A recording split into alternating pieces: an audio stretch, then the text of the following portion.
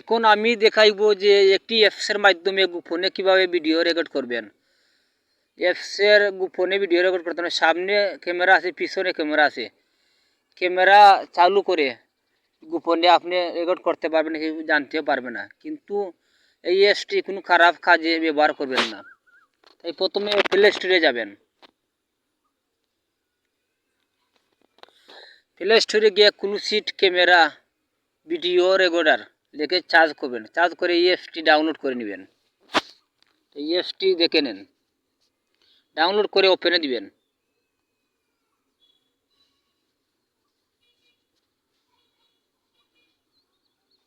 ওপেনে দিয়ে রেকর্ডে ক্লিক করবেন।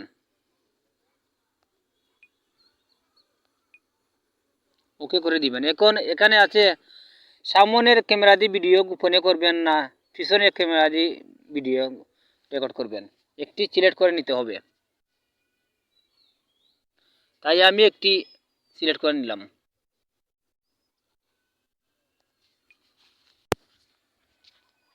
এখানে অ্যালাউ দিয়ে দিবেন।